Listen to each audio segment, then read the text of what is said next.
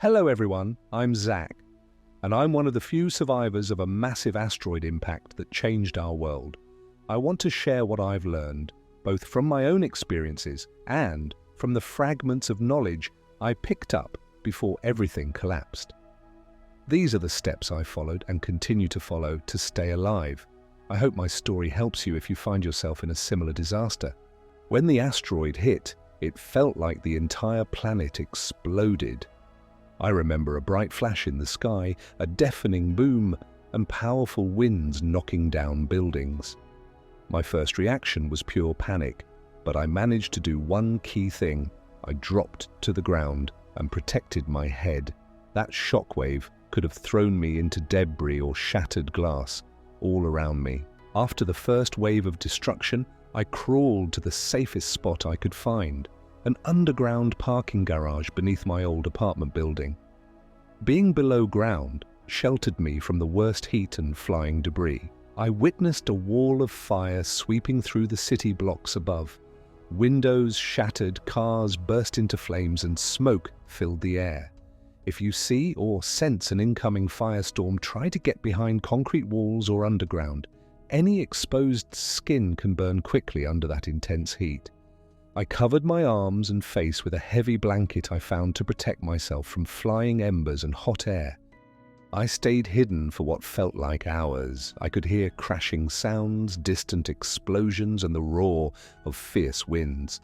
If you ever face a situation like this, try to stay put until that immediate chaos dies down.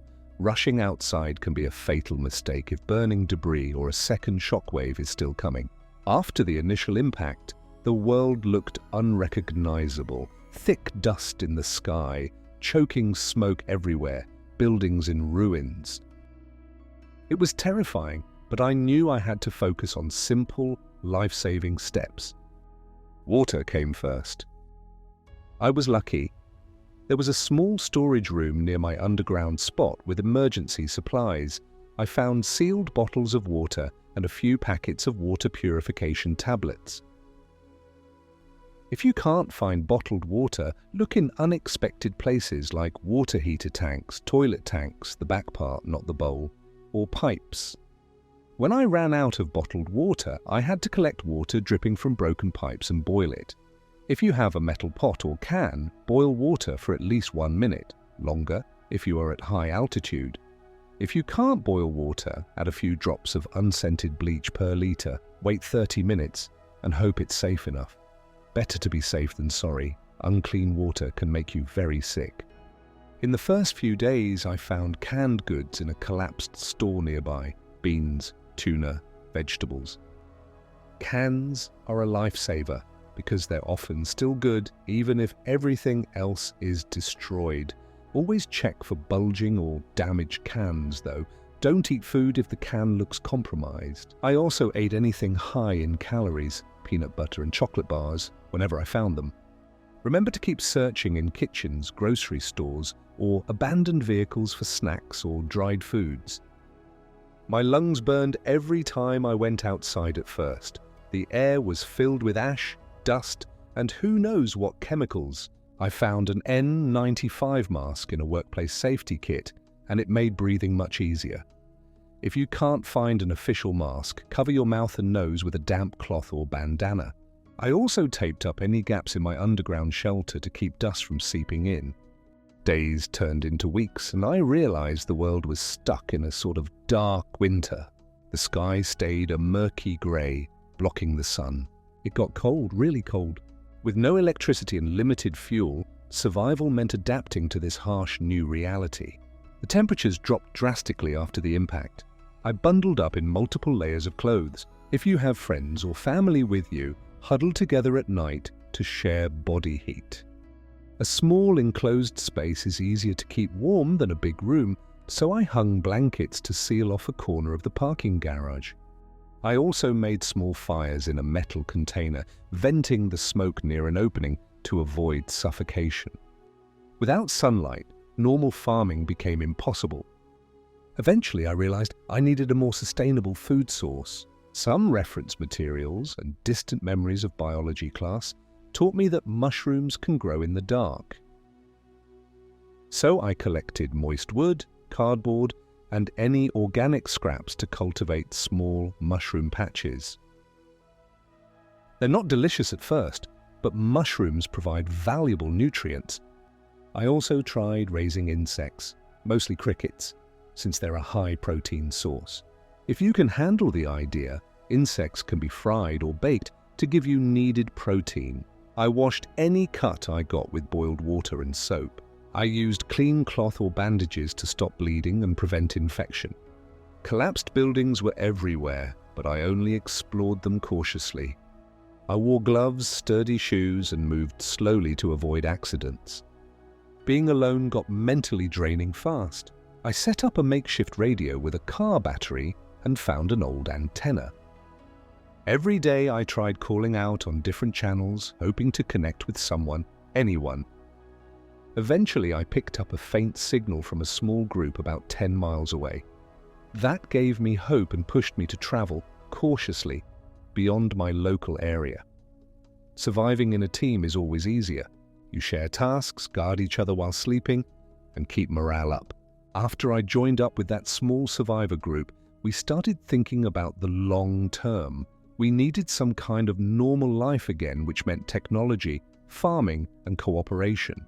We collected car batteries, small solar panels, and old electronics.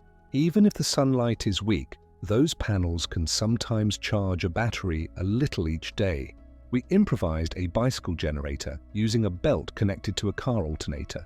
Pedaling it charges a battery, giving us light in the evenings or powering a small water pump. We built small, safer fire pits with stone or metal sheeting to contain flames. We scavenged hammers, nails, and screws. With enough scrap wood, we could construct simple barriers or repair a roof. Once the dust slowly cleared in some areas, a bit of sunlight returned. We collected seeds wherever we could, old garden centers, leftover produce. We started a small garden, mostly fast-growing veggies like spinach and lettuce. Potatoes turned out to be a big success. Over time, we also found a few surviving chickens. That was a big moment. Eggs for breakfast again. Nothing goes to waste in this new world. Empty cans become cooking pots or storage containers. Plastic bottles become planters. Torn clothing gets sewn into blankets or layered insulation. We built gutters from scrap metal to collect rainwater. We used large barrels to store it, then purified it by boiling or with bleach tablets. We traded items, seeds, batteries, medicine, and knowledge. This cooperation became our new economy. It's not just about living day to day, we wanted a sense of future. After each successful harvest, we saved seeds carefully to plant next season. We wrote down everything we discovered in notebooks. Paper might be the only way future generations will access this information. We taught them reading, math, and these survival skills. They'll be the ones carrying on when we can no longer do the heavy work. Surviving an asteroid impact isn't easy. Sometimes it feels like a miracle, but with determination, knowledge, and a bit of luck, it can be done. I learned that community is our greatest resource.